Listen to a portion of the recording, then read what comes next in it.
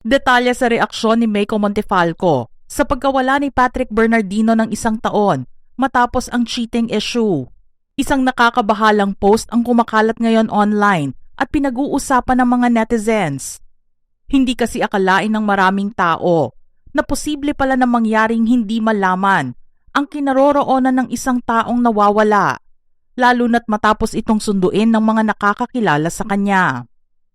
Nitong nakaraang araw lamang, at kaibigan ng pamilya Bernardino na si Elaine Miranda, nalaman na hanggang ngayon ay hindi pa nakikita kung nasaan ang lokasyon ni Patrick Bernardino, ang mister ng content creator na si Meiko Montefalco.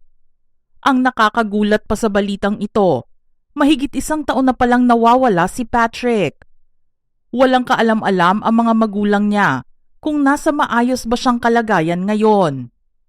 Batay sa iniwang mensahe ng ama ni Patrick na si Rick Bernardino kay Elaine, sinundo si Patrick ni na Meiko kasama ang kapatid ni Meiko na si Maiko Abdullah at si Merly Ador noong June 19, 2025. Mula noon hindi na matukoy ni Meiko at ng mga kapatid ni Patrick kung nasaan ito, na nagdulot ng labis na pag-aalala sa pamilya ukol sa kanyang kaligtasan. Bagamat inamin ni Meiko sa korte na nasa kanya ito, mahigit 1 taon na ang nakalipas, ngunit hindi pa rin niya ito maipresenta o maipakita. Dahil dito, patuloy na nagdurusa ang buong pamilya sa kawalan ng balita tungkol kay Patrick.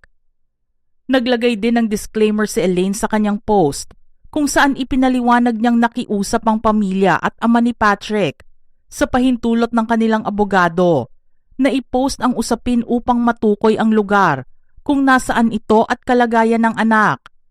Kasabay nito nananawagan ng pamilya na iwasan muna ang mga negatibong komento sapagkat ang tangi nilang hangad ay ang muling makasama si Patrick na matagal nang nawawala at labis nilang pinag-aalala. Ayon pa sa isang post ni Elaine na mula naman sa babaeng nagngangalang Mabel Miranda, nananawagan ng tulong sa publiko ang pamilya ni Patrick para siya ay mahanap. Ang kapatid ni Patrick ang unang nag-post tungkol sa kanyang pagkawala, ngunit hindi ito pinaniwalaan sa social media dahil sa matinding galit ng publiko sa kanya noong panahong iyon.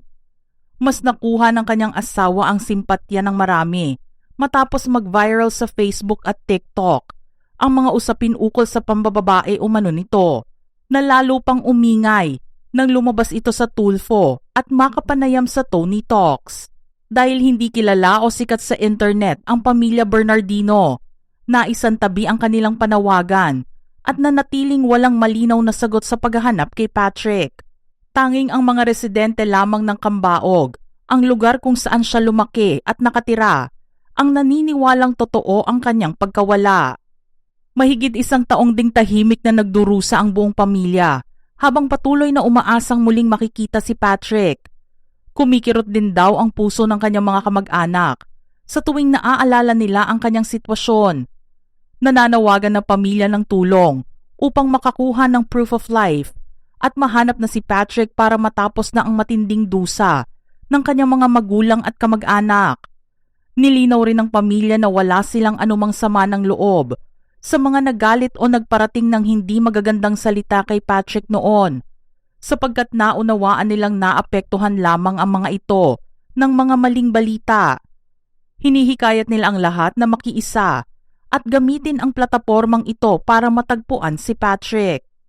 Kasunod ng mga kaganapan ukol sa issue ng pagtataksil noong huling bahagi ng May 2025 at ang mga apela ng pamilya ni Patrick Bernardino ukol sa kanyang pagkawala noong June 2025, formal na kusang lumayo si Meiko Montefalco sa anumang public issue upang bigyang prioridad ang kanyang pamilya at sariling kapakanan.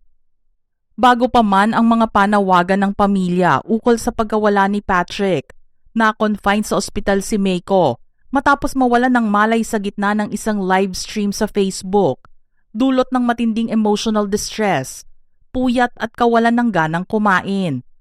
Pagkalabas ng pagamutan, formal niyang inanunsyo ang pagliban sa social media upang pagtuunan ang kanyang paggaling at mga anak. Pinanatili ni Meiko ang kanyang pananahimik kahit nang ilabas ni Patrick ang public apology nito, Gayon din ang maglabas ng pahayag ang pamilya nito na nagsasabing nawawala si Patrick at nagpapahiwatig ng paninisi sa kanya.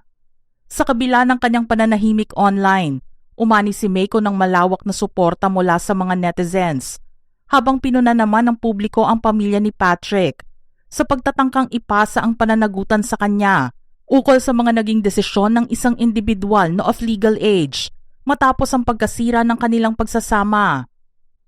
Gayunpaman, hindi na kinaya ni Meiko ang ibinabatong paratang ng pamilya ni Patrick sa kanya. Sa isang post, isiniwalat niya na alam ng kabilang panig ang totoo at iginiit na hindi nawawala ang anak nila. Inalala rin niya na naghain na sila ng kaso laban sa kanya noong nakaraang taon, ngunit naibasura ito dahil walang basehan. Kaya't sinabi niyang kung gusto ng mga ito ng panibagong laban, hayaang ang batas muli ang maging tagahatol. Ipinahayag niya na halos lahat ay nawala sa kanya nung sila pa ni Patrick at binigyang diin na mula noon hanggang ngayon ay mag-isa niyang itinataguyod ang kanyang mga anak. Sa gitna ng pambabatikos ng publiko sa kanya, itinatanong niya kung bakit pa nila ginagawa ito sa kabila ng pagpapatunay niya sa kanyang sarili. Nakiusap siya na magkaroon man lang sila ng awa para sa kanyang mga anak at sa huli ay hinamon sila na sa korte na lamang sila magkikita-kita. Umani ng malaking atensyon ng public separation ng content creator na si Meiko Montefalco at ng kanyang asawang si Patrick Bernardino noong nakaraang taon. Isiniwalat ni Meiko sa social media ang pagtataksil ni Patrick, kung saan sinabi niyang sinamantala nito ang kanyang mga out-of-town trips upang makipagkita sa ibang babae sa Bulacan. Bagamat pinatawad na niya ito noong una para sa kanilang dalawang anak, tuluyan ng tinapos ni Meiko ang kanilang relasyon matapos matuklasan ang mga kontradiksyon sa kwento ng asawa at makakuha ng karagdagang impormasyon mula mismo sa umano'y third party. Ikinasal si Meiko Montefalco kay Patrick Bernardino noong January 2024. Mayroon silang dalawang anak na lalaki. Nagkahiwalay na sila noon ngunit nagkabalikan din noong unang bahagi ng taong 2025. Mga ka-showbiz peeps, ano naman ang inyong reaksyon sa ating istorya ngayon? Share your thoughts in the comment section below.